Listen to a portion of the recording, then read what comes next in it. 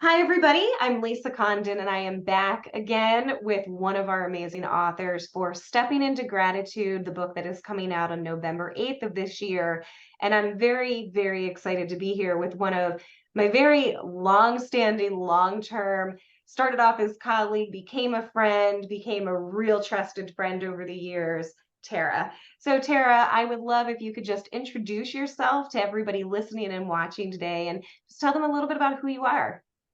Hi, thank you for that introduction. I'm happy to be here, and I'm proud to call you a really close friend as well. Can't believe it's been like almost 3 decades. We met in kindergarten. Like I that's feel like we might have even met in another lifetime. of course. But so my name's Tara. I am a writer by hobby and trade. And I started my business, I want to say it was during the pandemic, maybe shortly before. So I was really lucky that it was thriving pretty quickly. And all my clients were referrals. So I was just dove right in and really lucky with that. So I continue that as my business. Some other things I like to do. Anyone who knows me knows I love to dance, even though I haven't really been doing that a lot lately, but I'm trying to get back to it. I love music. Other things that people might not know about me, I'm weather obsessed. I used to want to chase storms. I love the seasons. I love all nature, flowers, animals. And thrifting has become a new thing, traveling. So I have a very healthy curiosity for other cultures and cuisines and traditions, and learning about that and learning about the world as much as I can. And I used to live in Vermont for a very long time, and now I'm in the New York City metro area. So it's been quite a change. But there's benefits to both, and I try to visit Vermont as much as possible. So that's pretty much me in a nutshell. That's awesome. Thank you. And thank you for sharing all of that. I love the healthy curiosity because um, it truly is part of how you bring your passion into your writing. And I've experienced your writing for many, many years now. So I love that. So, so Tara, with that, could you tell our audience who's both listening and or watching, what made you decide to become part of this project of stepping into gratitude? It's interesting. Your work, first of all, I'd like to know that has had a profound impact on me, in ways I probably couldn't sum up in this short interview. So that is actually one of the reasons why I wanted to do this book, because I feel like I have a story to tell. I share a little bit of that story, just a little like a snapshot into my life. But there's a lot more to that story, as there is with anyone. And so I felt like this was a real honor and a great way for me to be able to start opening up and being vulnerable. And that's something that practicing gratitude has taught me, and working with you as well. Learning to step into my authentic self. And I've always thought of myself as very authentic and sincere, and what you see is what you get, because I'm very honest and I'm a very open person. And I talk a lot about things that people probably don't talk about, are afraid to, I guess. But I actually don't talk a lot. And I know that sounds kind of like a paradox, but gratitude has taught me that I need to take down some walls in my life that I've had that are pretty steep. And I myself was most shocked to find out I have them. So being part of this project is very, very important to me, and it's very cathartic. Even to share that little snapshot in my chapter was an amazing transformational experience. So I wanted to be part of this because I think this is a great group of authors, and I love what you do as well. It's, like I said, it's changed me. So That's great. And I think that kind of leads into the next question too, because again, if you think about gratitude and the seeds of gratitude and putting them out into the universe, there's also that internal space of gratitude and that self practice. And writing this chapter really is about self. And so you talked about it a little bit in your last answer, but how has writing your chapter impacted you? And what are you going to do with that? It's so interesting. I felt really vulnerable. I want to say I usually, and you know me, and the people know me know that I'm, oh, I'll just talk about openly if I had a bad weekend or just whatever. I talk about my personal past and stuff pretty openly, but I joke around a lot. It's part of actually sort of my sense of humor, I guess, is my coping skill. So once I started writing this chapter, I started feeling really vulnerable and really kind of scared for the first time about talking about something personal, which really, again, shocked me because I kind of figured out that my coping mechanism when I'm being healthy about it is humor. And so I do have this sort of secret comedy life that no one knows about yet. Maybe I'll do something with it as a way of relaying kind of my weird story of life and the things I've gone through. But when I first started writing this chapter, I felt very vulnerable. And as I was making my way through it, I realized, or I questioned myself, like, why do you feel so scared? Like, what's going on here? And I realized it's maybe daunting to me that it's a wider audience. I was trying to like work my way through that. And I realized like, as I got maybe 3/4 through, I feel like I'm contributing to something here. I feel like I'm really giving back, which is a theme that I've heard, with you, and it's giving back to the world in a small way that I can, that is removing the stigma around, in my case, depression and suicide, and the things that can lead you to those dark places. And I felt like, okay, that trumps any kind of vulnerability. You know what I mean? Like, let's just get it out on the table. I joke about it with my friends and with people who are around me, but let's tell it in a serious way. And let's be like, remove that whole idea that, a lot of us who are depressed think we're the only ones who are depressed. I don't believe that anymore. And as I was writing this chapter, I realized everyone goes through this on some level, and everyone needs to hear it. Mhm. So that's part of the transformation of writing the chapter. And I'm so grateful for that lesson and for being able to embrace that, because I always say, oh, there shouldn't be stigma around depression, etc. But maybe I was stigmatizing it for myself until I wrote this chapter. So I realized, wait a minute, let that go. Let's shed that. So That I love all of that because I think it's so right when you start kind of peeling, people say peeling back the layers of the onion. I'm allergic to onions, so I don't talk about onions. oh, I didn't know that. But peeling back those layers, and what I love is your awareness of what you were experiencing, and I was on that journey with you as you were navigating your chapter, and that vulnerability and what that meant and what you were going through, and it was quite beautiful. And ooh, I have goosebumps. But and in how I look at gratitude in the 9 steps, the last step is emerge. And I feel like we can always go through those 9 steps and emerge after something short, something large. Everything is a learning opportunity, and you really embraced that, and it was really quite beautiful to watch. Thank you. So, with gratitude, I think that people experience gratitude differently. They practice gratitude differently, and ultimately, they define gratitude differently. So, Tara, how do you define gratitude? Well, and it's funny, this has changed too from the beginning of working with you to now. I think in the beginning, you know how sometimes you hear things and they just sort of go through your ears and Mhm. they don't resonate.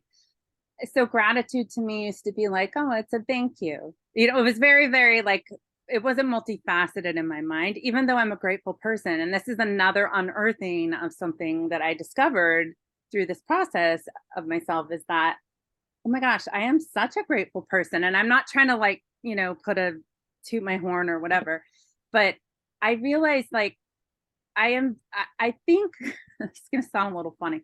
I think part of the reason I'm so grateful is that I'm so afraid that everything's going to leave because of my past. Like the other shoe's going to drop, like I'm going to be out there alone, like just all of those feelings, which those aren't the healthy things I like to focus on.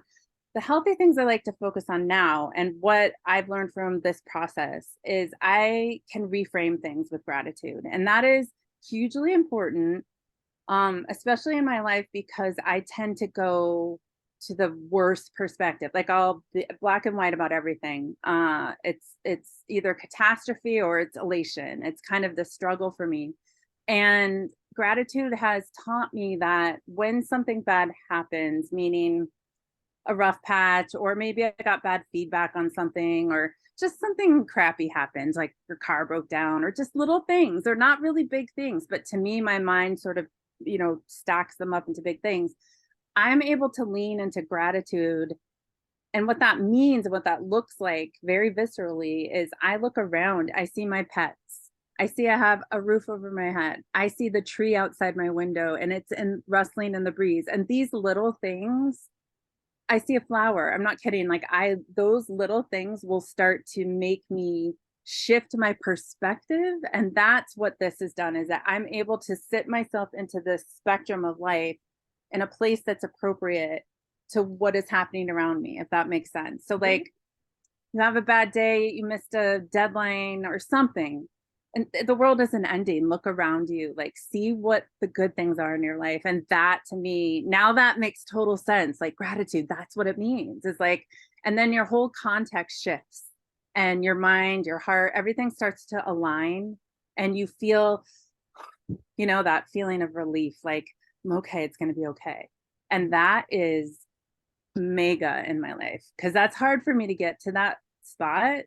And now I'm able to, and I'm not always perfect about it. I get into my moods, but now I'm able to, it's in my toolbox, and I'm able to reach for it more easily and more often. So yeah. And you know what? It really is interesting when that transformation starts to happen internally. You will feel faster, or at least I've experienced where I will feel faster if I'm not in alignment, which means I'm not in alignment with gratitude and I'm not experiencing what I need to be. And like you said, that toolbox is really interesting because you can physically see the toolbox and be able to pull it out. Yeah, that's fantastic. So I'm curious then, with all of this transformation that you've been going through, because that's a lot. I mean, that's a big change to really start to look at your world differently, and it's not easy. And I applaud you for stepping into that, stepping into gratitude. You're doing exactly that. So how do you find yourself integrating gratitude into your daily life? What does that look like for you? it's really interesting, because I feel like before it was just something that might have been happening, but I didn't notice it, or I wasn't really practicing because it didn't resonate. And then I started becoming more aware of it through this project and working with you, and being able to use it, like I said, as a tool, and actively reaching for it and putting it into practice. And then over time, it sort of becomes, I don't know if it's just me being more self-aware and me going through this process and learning how to access gratitude, I guess, for me, in my case, it's become more natural. So best example I can think of is if I'm driving somewhere and like a song that I love comes on the radio, and the sun is just like at a perfect angle, and all of a sudden my heart just feels lifted, like physically I'm happy. And I'm like, I I'm grateful right now. This is gratitude. Like, it just happens. I don't want to say like, oh, it just comes to me naturally, because I know there's like work to it and there's awareness around it, but it does sort of now a little bit come to me naturally in these time periods where I'm like, wow, like last night I went outside and just and this again, I have these weird examples, but most people look at a sunset and think, oh, wow, it's so beautiful and the colors. I was looking at what the sunset was casting on my yard. So I had my back to the sunset, and it was casting these beautiful pink colors all over the flowers in our yard. And that's what I was like absorbing and taking in, and making my heart was soaring. And I was like, this is it. This is gratitude. Like, take a moment, like, this is life. This is what we get to experience in life. And it was just so visceral and so again, it's more, I can't say it's like just mood changing. It's more than that. It's life changing. So I guess the way that I practice it is, again, like some of the examples I used prior in the question you asked me about, looking around and seeing my dogs and my bunny and my cats and all the animals that I can find. I would love to have a farm. But also just these moments where I'm able to let it in. Maybe that's what's happening. And again, I'm on this journey with you and like kind of figuring this out and learning these new things as I go along. So it's just been a very it's empowering. It's life-changing. It's so many adjectives that I probably can't think right now, but it's so powerful. And it was so necessary for me. And like you said, you've seen in a short time me kind of change. I usually find something and just absorb it with my whole being. And I think like this whole practice of gratitude was what was missing in my life. Yeah, and what I'm hearing you say too is you're taking notice. So you said, even if things had been there before, maybe you didn't notice them being there, and you're taking notice and then taking it to that next level of experience it in the way that's meaningful to you. Because some people it might be meaningful to look at the sunset. You wanted to look at what it was cascading. That actually took me to, funny enough, when you're at a wedding and most people look at the bride, I'm one of those people. I'll turn around and I'll look at the groom. And because that's where that love connection truly is. And so yeah, no, thank you for sharing that. So Tara, I have one last question for you, and I'm asking this of all of our authors. So there's a lot, right? There's a lot going on. You're practicing gratitude, you're writing this chapter, you're doing all these great things in business and life. But when it comes to gratitude, what is one nugget of wisdom that you can leave with our listeners and our audience today? I think, and I'm coming at this again from my personal experience, and with practicing gratitude. And I think, again, gratitude changes your perspective on life and gives you hope. I'm speaking again about myself, but I think some of these things are very universal. And as we know, life is very fluid. So things can be great one minute and not so great the next minute, especially in today's world. I mean, crazy. But what I would say is sometimes life can feel very overwhelming, and it's really important to hold gratitude near and practice it and pull it out of your toolbox and let it give you context and perspective. So I would say a lot of people who've been in my position, I guess, have felt like giving up. A lot of people feel like giving up, not just people like me, but people in general sometimes just feel like, you know what, I give up. Like I've had a really crappy week or a lot of bad things have happened in a row and I just want to give up. I have no hope. And what I would say is that's normal to feel that way. I don't like the word normal, but that's natural, I would say, to feel like that sometimes. But my nugget would be learn to rest and not give up. Take a break. It's okay. Learn to rest and assess. You know what I mean? Rest and assess, reach for the tools, reframe everything. And when you're feeling that you've given yourself enough love and care and rest, reattack what you need to reattack and get back there. But don't give up. Don't give up. Don't ever give up. Because the world needs you and you need it. You need to experience this beautiful life. And there are more people that love you and care about you and believe in you than you could ever imagine. I love it. Thank you for that. And it's funny, all of my email and stuff is actually turned off and there's all these pings going on. I don't know if you could hear it. So, angels or whomever are like, yes, yes, yes. Oh my God, now I have goosebumps. I love it. Well, Tara, thank you again for joining. Again, so grateful that you are part of this project and this book, Stepping into Gratitude, that comes out on November 8th. Thank you for sharing your time and your thoughts with us today. Thank you so much for having me. And it's been such an amazing honor to be part of this project and to work with you. And I really appreciate it. Thank you.